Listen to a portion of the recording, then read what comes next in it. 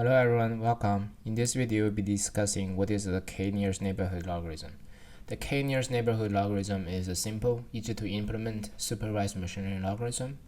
Let's start by taking a look at our arrays dataset. For each arrays, the petal length and petal width is measured.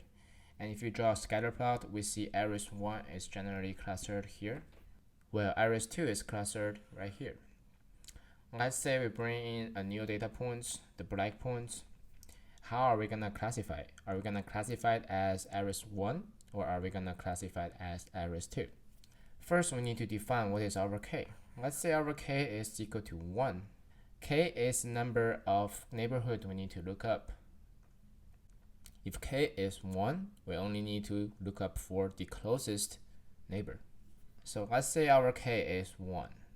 Which point is the closest? We see this is the orange points. And orange point has a label of arrays 1, so we're gonna classify this black point as arrays 1. What if we want to change k to 3? If that is the case, we need to look up 3 points, which is this 3. And if we look at those 3 points, there's 2 blue and 1 orange. Since there's more blue, we're gonna classify this black point as blue, and blue has the label of arrays 2. So this black points will be classified as arrays 2. So the problem becomes, how do we define distance? It's relatively simple in 2-dimensional. What about in 3D, 4D, or 5D? Now let's bring in the concept of Euclidean distance. Let's say we have 2 points in 3D.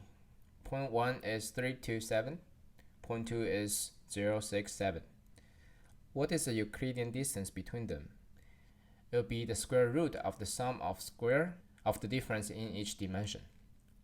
So in x dimension, the difference between those 2 points is 3 minus 0, which is 3.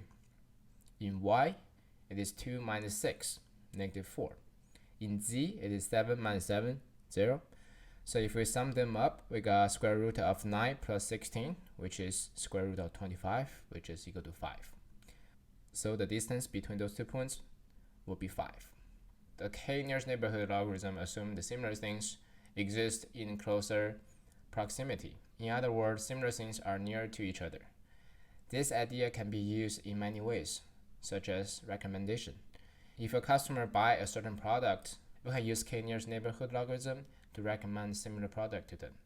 Hope you liked this video. If you have learned something from this video, please hit the like button, subscribe to the channel, and please turn on notification.